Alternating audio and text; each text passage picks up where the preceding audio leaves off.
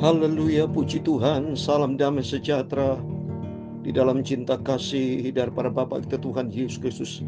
Dan selamat malam, Kamis malam hari ini tanggal 16 Mei 2024. Kita berterima kasih, bersyukur kepada Tuhan Yesus. Sebab begitu baik, sangat baik Yesus. Cinta kasihnya sempurna, Dia tidak pernah tinggalkan kita. Apa menjadi kebutuhan kita, berdoalah, berserulah kepada Yesus. Pasti Tuhan jawab dan Tuhan tolong. Karena firman Tuhan berkata dalam Yesaya 43 ayat 4 bahwa kita berharga di mata Tuhan. Kita mulia oleh karena Yesus sangat cinta kita semua. Doa saya menyertai Bapak Ibu. Apa menjadi masalah pergumulan Bapak Ibu, percaya Tuhan akan tolong. Doa saya senantiasa menyertai Bapak Ibu hidup berkemenangan di dalam penyertaan berkat kasih setia Tuhan. Saya Pastor Yakub Rama akan menyanyikan sebuah pujian di dalam buku Tabernakel Glory nomor 27. Putih dan bersih, basuhlah hidupku Bapa, supaya hidupku berkenan kepada Tuhan. Karena kita mau baca di dalam Injil Yohanes pasal 3 ayat 1 sampai 12 tentang perjumpaan dengan Nikodemus, perjumpaan Yesus dengan Nikodemus tentang masuk dalam kerajaan Allah. Harus hidup baru di dalam Dia. Kalau itu mari kita mau minta sama Tuhan. Tuhan, bersihkan hidupku, ubah hidupku menjadi ciptaan yang baru, berkenan sama Tuhan Yesus. Putih dan bersih, amin, haleluya, bagaikan salju, amin, haleluya. Basuhlah semua dosaku hingga putih bagai salju, amin, haleluya. Basuhlah Tuhan dosaku dalam darah-Mu yang suci, amin, haleluya. Penuhi selalu hatiku dengan kuasa Roh Kudus, haleluya. Jiwaku terbuka bagi-Mu. Basuhlah semua dosaku, haleluya. Basuhlah dengan darah-Mu hingga putih bagai salju, amin, haleluya.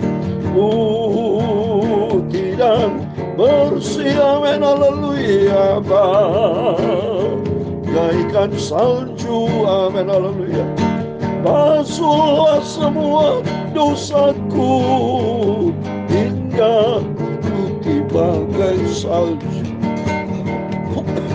Putih dan bersih, amin, haleluya, bagaikan salju, haleluya. Basuhlah semua dosaku hingga putih bagai salju, amin, haleluya. Tuhan bermahkota duri, menanggung banyak sengsara, amin, haleluya. Diberi nyawanya gantiku hingga ku dapat selamat, haleluya. Basuhkanlah Tuhan hatiku agar hamba jadi milik-Mu, haleluya. Basuhlah dengan darah-Mu hingga putih bagai salju, amin, haleluya. Putih dan bersih, amin, haleluya, bagaikan salju, amin, haleluya. Basuhlah semua dosaku hingga putih bagai salju, haleluya. Penuhi hamba dengan Roh-Mu, penuhi Bapa untuk mengatasi dosa, haleluya. Sucikan hatiku ini, jadikan hamba kapamu, haleluya. Hingga berkenan pada Tuhan dan berbuah dalam kerajaan-Mu, haleluya. basuhlah dengan darahmu hingga putih bagai salju. Amin, haleluya. Putih dan bersih, amin, haleluya, bagaikan salju, amin, haleluya. Basuhlah semua dosaku hingga putih bagai salju, amin, haleluya. Dalam Yesaya pasal 1 ayat 18, demikian firman Tuhan. Marilah baiklah kita berperkara firman Tuhan, sekalipun dosamu merah seperti kirmisi, akan menjadi putih seperti salju. Sekalipun berwarna merah seperti kain kesumba, akan menjadi putih seperti bulu domba.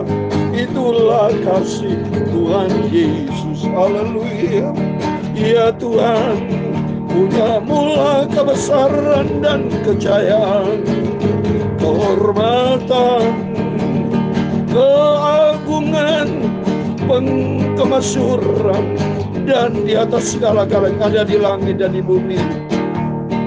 Ya Tuhan, punya-Mulah kerajaan, dan Kau yang tertinggi itu melebihi segala-galanya sebagai kepala. Sebab kekayaan dan kemuliaan berasal daripada-Mu, dan Kau yang berkuasa atas segala-galanya.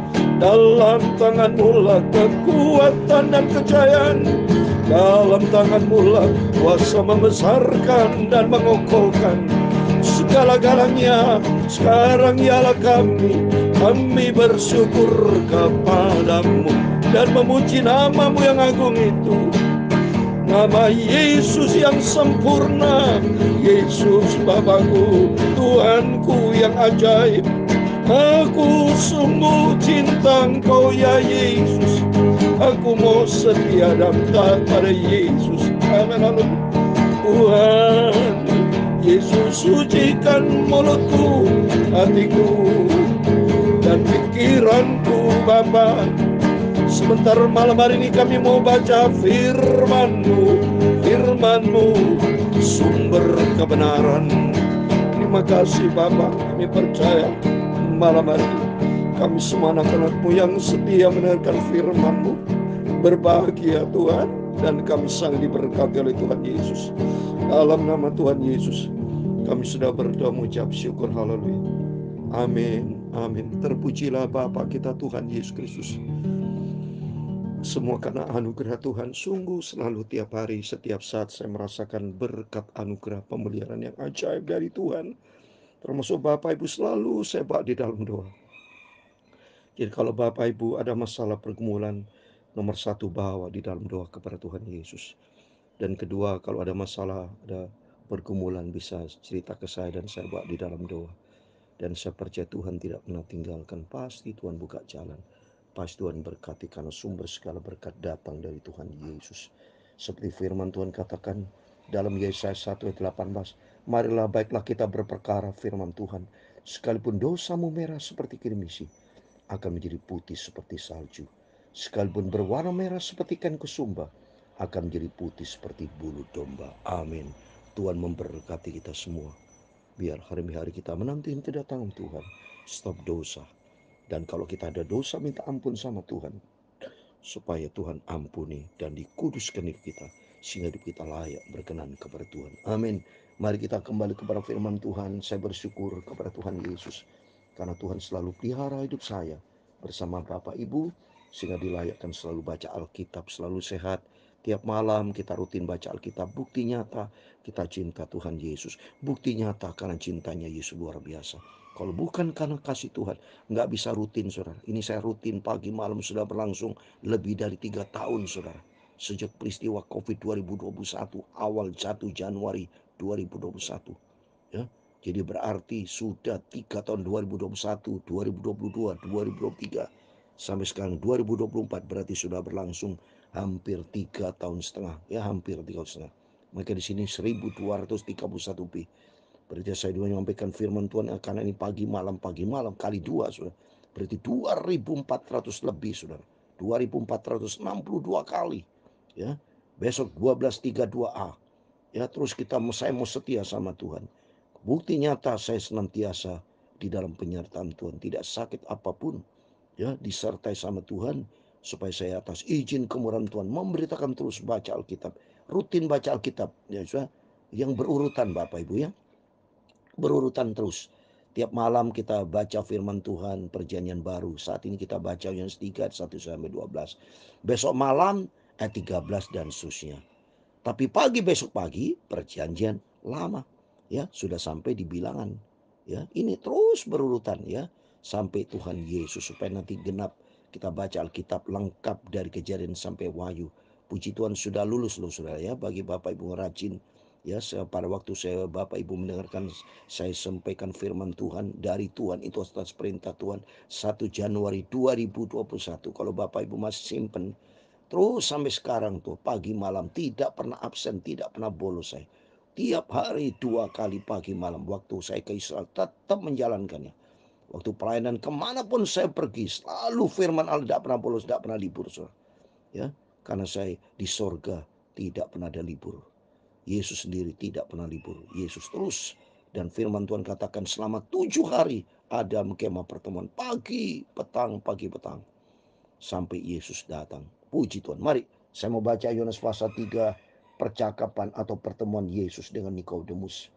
Yang pertama adalah seorang Farisi yang bernama Nikodemus, seorang pemimpin agama Yahudi. Wah, dia ya. Jadi pemimpin agama Yahudi ya.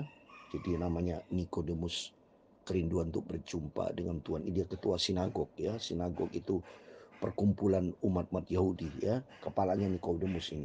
Ia datang pada waktu malam kepada Yesus dan berkata, "Rabi, kami tahu engkau datang," saudara saya terusnya, "sebagai guru yang diutus Allah, sebab tidak seorang pun yang dapat mengadakan tanda-tanda yang kau adakan itu jika Allah tidak menyertai." Amin ya.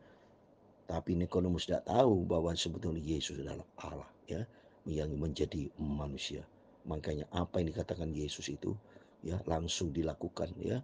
Tidak ada doa Yesus dalam nama Yesus sembuh, apa dalam nama Tuhan sembuh, tidak langsung disembuhkan. Beda dengan saya hamba Tuhan. Selalu pakai nama Yesus karena kita tidak punya kuasa.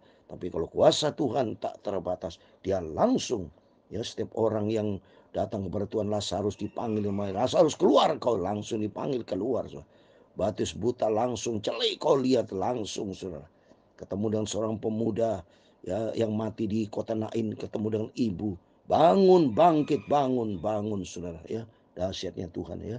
Yesus menjawab ayat ketiga, katanya, "Aku berkata kepadamu, sesungguhnya jika seorang tidak dilahirkan kembali, ia tidak dapat melihat kerajaan Allah." Dilahirkan kembali karena kehidupan lama itu kehidupan yang penuh dengan dosa. Manusia itu sudah jatuh di dalam dosa. Ya, sedangkan mau masuk dalam kerajaan Allah harus menjadi ciptaan yang baru, saudara. Gak laku gaya dunia, saudara. Ya, seperti rumah harus dibangun total seperti Tuhan yang kemarin rombak bait Allah itu dibangun kembali 3 hari menjadi ciptaan yang baru. Ya, Roma 3:23 dikatakan demikian, saudara. Karena semua orang telah berbuat dosa dan telah hilang kemuliaan Allah. Bagaimana bisa masuk surga kalau penuh dengan dosa, cacat, celah, nggak ada kemuliaan Tuhan? Nggak bisa, saudara. Maka pentingnya Yesus turun ke dalam dunia dalam rangka merombak semua bait Allah, kehidupan manusia supaya bertobat, menggunakan kehidupan yang baru di dalam Kristus, tidak ada kehidupan lama. Maka penting di sini katakan kepada Nikodemus, ya, bila seorang tidak dilahirkan kembali, ia tidak dapat melihat kerajaan Allah. Di dalam kerajaan Allah ada kebenaran, ada damai sejahtera, sukacita Roh Kudus. Bagaimana kau pakai paradigma dunia? Dalam kerajaan surga kebenaran, dunia tidak ada kebenaran. Bagaimana bisa campur? Tidak bisa. Maka Tuhan mau harus diubah menjadi ciptaan yang baru. Ya, dilahirkan kembali. Kata Nikodemus ayat keempat kepadanya, "Bagaimana mungkin seorang dilahirkan kalau sudah tua dapat kayak masuk kembali ke dalam rahim ibunya dan dilahirkan?" Ini bukti nyata, saudara. Tepat Yesus berkata, karena Nikodemus tidak nyambung, saudara. Karena Nikodemus pakai kehidupan yang lama. Sedangkan Yesus mau supaya Nikodemus termasuk kita semua hidup baru di dalam Kristus. Ini bukti nyata. Nikodemus tidak mengerti apa maunya Tuhan, pakai cara daging. Maksudnya Nikodemus tidak ngerti, gak nyambung. Dikira hidup baru masuk ke rahim ibu, tidak bisa. Bukan maksud tapi air dan roh. Mari kita buka ayat kelima. Jawab Yesus berkata kepadamu, sesungguhnya jika seorang tidak dilahirkan dari air dan roh. Nah, baru dijelaskan sama Tuhan. Maksudnya bukan masuk ke rahim, tapi dari air dan roh. Ia tidak dapat masuk ke dalam kerajaan Allah.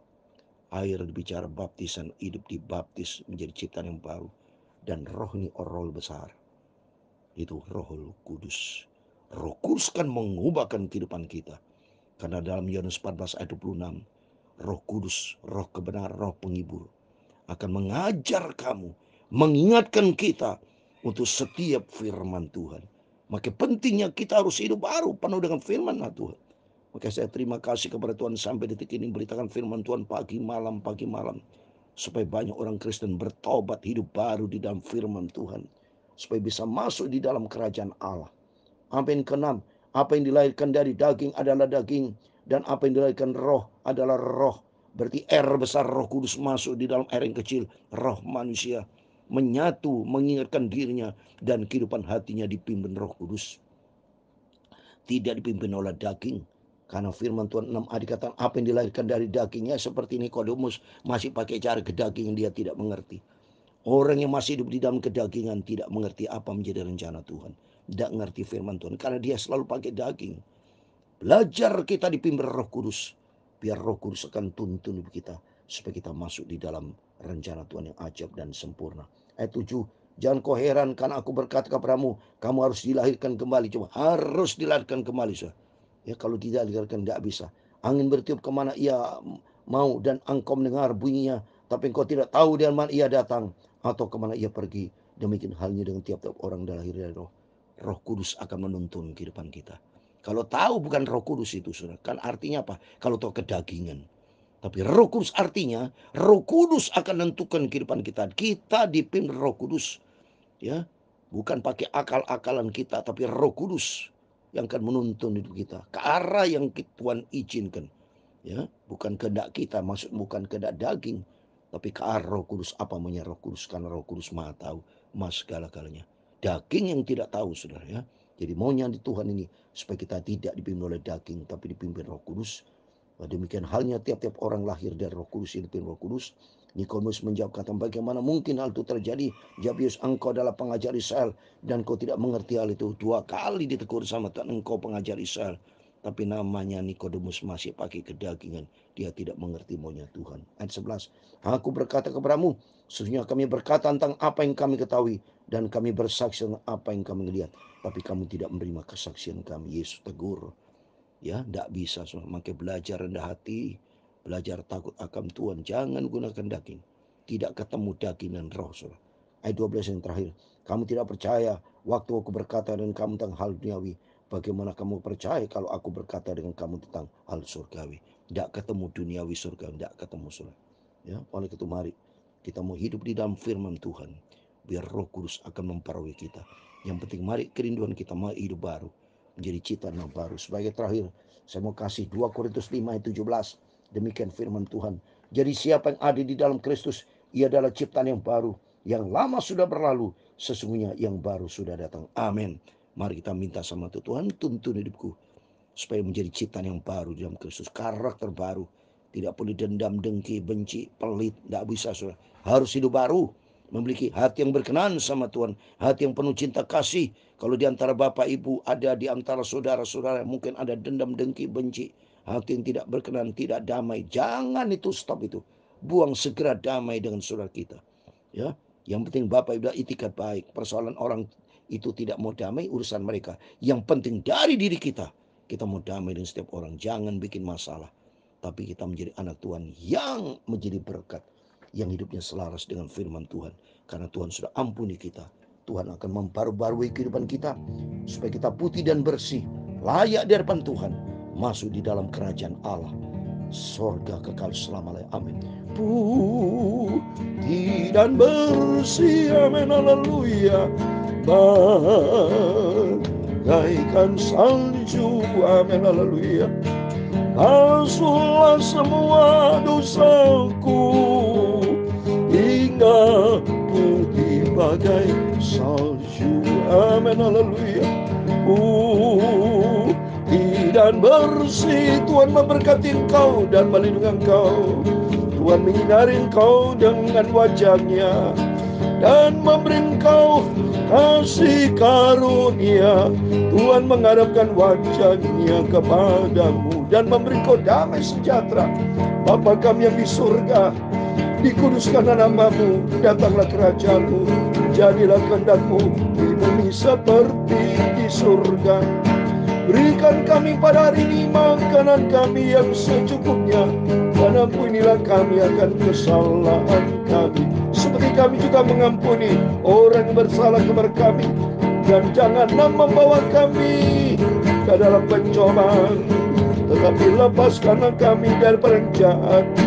Karena Engkau-lah yang mempunyai kerajaan dan kuasa dan kemuliaan sampai selama-lamanya. Amin. Tuhan memberkati Bapak Ibu Saudara semua. Sebelum bangun tidur, mari berjaga dan berdoa, dan kita ikuti firman Tuhan, supaya Roh Kudus tuntun hidup kita senantiasa berada di dalam ciptaan yang baru di dalam Kristus, masuk di dalam kerajaan Allah, surga kekal selama-lamanya. Amin. Tuhan Yesus memberkati. Tuhan bersama kita. Immanuel. Amin.